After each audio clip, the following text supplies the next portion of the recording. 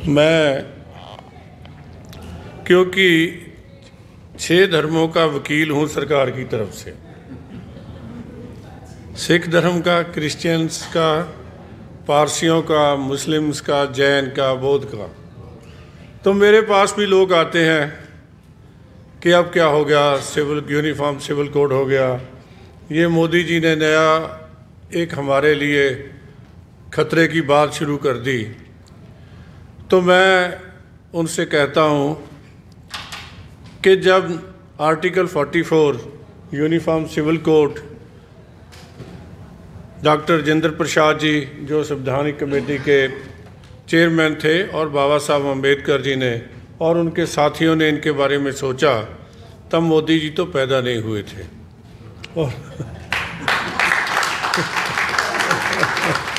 और ना ही मैं पैदा हुआ था। तो अब ये इसकी ज़रूरत क्यों पड़ गई? पहले तो इसकी ज़रूरत थी, तभी संविधान के निर्माताओं ने इसके बारे में सोचा कि यूनिफॉर्म सिविल कोड होना चाहिए, लेकिन शायद फिर कुछ कमजोरी आ गई तो उन्होंने कहा कि इसको हम ठंडे बस्ते में रख देते हैं, और वो ठंडे बस्ते में रखते रखते बहुत दूर तक निकल गए। लेकिन एक सिख जज ने, जस्टिस कुलदीप सिंह ने, एक केस में ये सोचा क्या केस उसके सामने आया। एक हिंदू भाई ने शादी की, जब उसके वाइफ से झगड़ा हुआ तो वो मुसलमान बन गया तो उसने कहा कि दूसरी शादी कर लेते हैं। तो जज साहब कहने लगे, ये कौन सा मजाक कर रहे हो, जब तुमने शादी की तब तुम हिंदू थे, हिंदू धर्म के अनुसार जो तलाक का नियम है आपको उसको पालना करनी चाहिए, और जब तक आप ये दूसरी शादी करके एडल्ट्री कर रहे हो आपके खिलाफ तो मुकदमा दर्ज होना चाहिए। तो वो जज साहब का हुक्म हुआ, तो लेकिन जज साहब ने एक बड़ी सख्त जो है टिप्पणी उस पर कर दी, कमेंट कर दिए वो कि ये ठंडे बस्ते में रखना एक बहुत बड़ा गुनाह है। ये सरकारें इसको क्यों लेके बैठी हैं, मुझे ये इसके बारे में चिंता हुई। तो ये अकेला नहीं है, ऐसी जो घटनाएं थी, एक व्यक्ति का मैं नाम नहीं लूँगा, उसको अपनी वाइफ प्रकाश कौर से सिख फैमिली से संबंध था, तो उसने एक और शादी करनी थी, तो वो दिलावर खान बन गया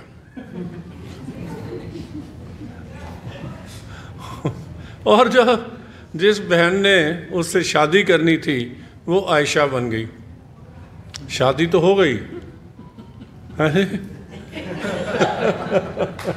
किसी ने शोर नहीं मचाया, लेकिन वो दिलावर खां और आयशा एक दिन के लिए ही बने जब निकाहनामा लिखा गया।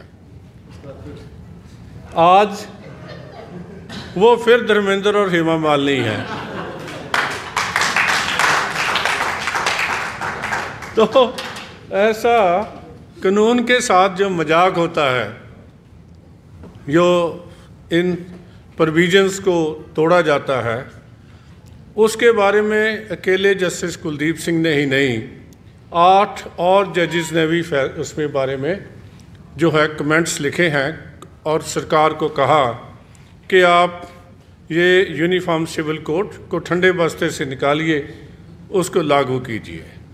जो पिछला लॉ कमीशन था उसने इसके बारे में क्वेश्चनियर भेजा और लोगों को कहा कि अपनी राय दी जाए।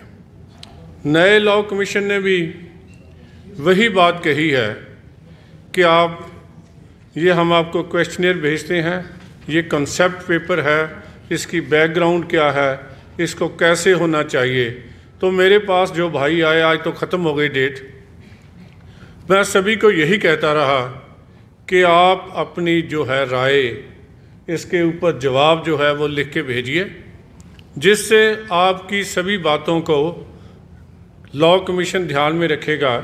फिर सरकार के पास इसको लागू करने के लिए भेजा जाएगा। ये उनके पूरा एक प्रोसेस होता है, ऐसा नहीं है कि ये क्वेश्चनर आया और बिना सोचे समझे इसको आगे भेज दिया गया।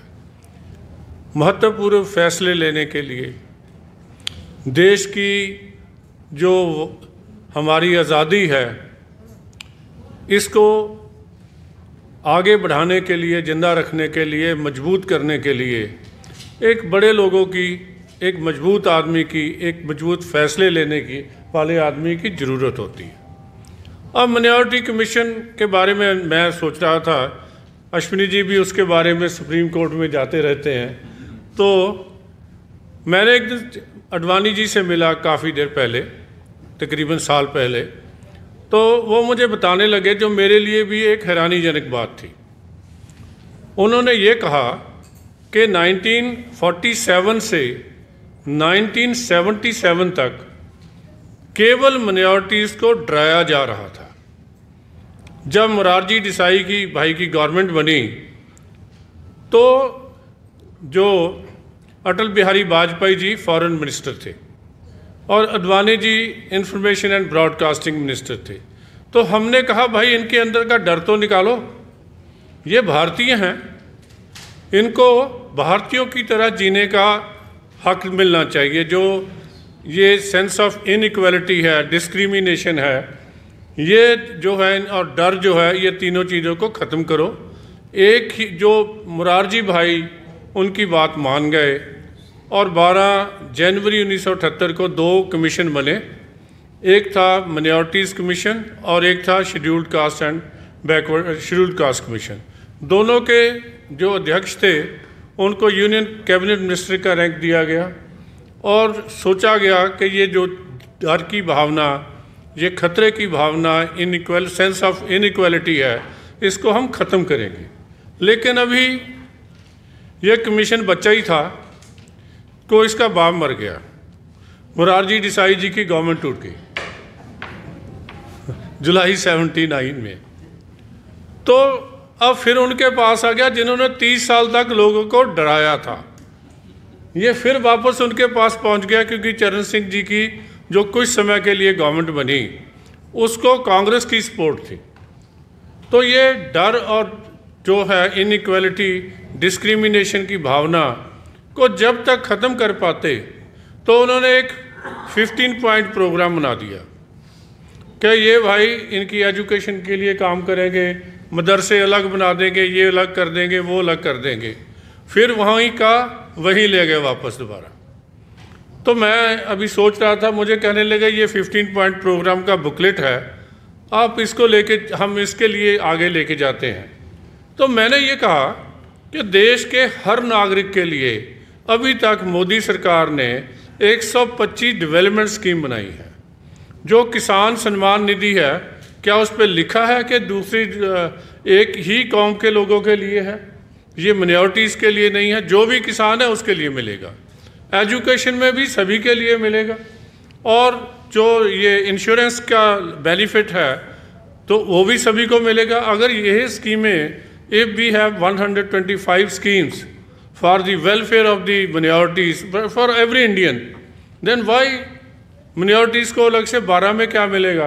तो अब मैं जहाँ जाता हूँ मैं उनको बोलता हूँ कि देखिए, देश में 125 स्कीमें सारे भारतीय नागरिकों के लिए हैं, और आपके लिए तो और भी ज़्यादा कि 12 स्कीमें और भी आपको मिल गई, आपके 137 हो गई, क्योंकि 3 स्कीमें तो पुलिस के बारे में है, 13, 14 एंड 15, जिसमें है how to prevent crime against minorities, तो how to detect crime and how to prosecute them. उसमें ज़्यादा कुछ सरकारों का करने वाला नहीं है, ये ज़्यादा पुलिस का काम है।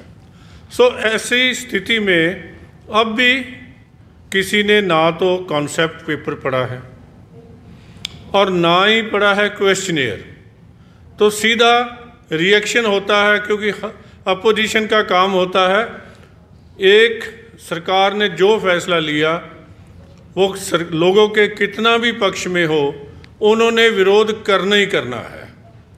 तो हमने कहा जो अभी मैं तो I belong to the Sikh religion, तो मुझे एक लेखक हूँ बाय प्रोफेशन, तो मैंने इसको पढ़ा सारे को, और मेरे साथ कुछ लोगों ने चर्चा की।